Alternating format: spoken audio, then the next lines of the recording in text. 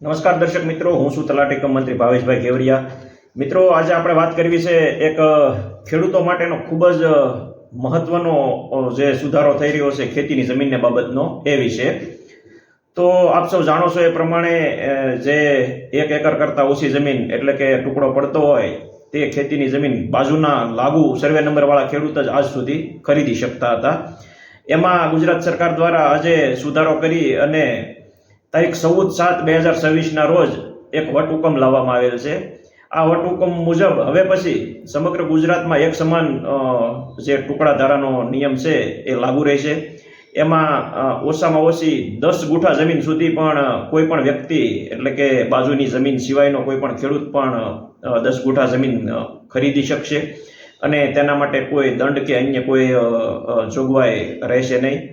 એટલે દર્શક મિત્રો, આ ટુકડા ધારા અધિનિયમ અંતર્ગતના જે કેસો હતા 31 માર્ચ 2026 પહેલા કે જેમની કાર્યવાહી શરૂ હતી એ તમામ કાર્યવાહીને આ વટહુકમથી રદ ગણવામાં આવેલ છે. એટલે ટુકડા ધારાને લગતા જે કાંઈ કેસો આજ સુધી એટલે કે કાર્યવાહીમાં શરૂ હતા તે તમામને પણ ખૂબ મોટી રાહત આ વટહુકમ થકી મળેલ છે. આ ઉપરાંત દર્શક મિત્રો, ગામડામાં ખાસ કરીને ભાઈઓ ભાગની જે વહેંચણી થતી હોય એમાં 2 ભાઈઓની વહેંચણીમાં એકને થોડીક વધુ જમીન ગઈ હોય અને બીજાને થોડીક ઓછી જમીન હોય, અથવા તો સ્થળ ઉપર વધુ હોય અને સાતબારમાં ઓછી હોય, આવો બનાવો બનતા હતા. પરંતુ ટુકડા ધારાનો ભંગ થતો હોવાના કારણે જે તે ખેડૂત તેમના ખાતે જમીન કરી શકતા ન હતા. પરંતુ આ સુધારા થકી હવે ખેડૂત 10 ગુઠા જમીન પણ ખાતે કરી શકશે અને આનો ફાયદો ઘણા ખેડૂતો.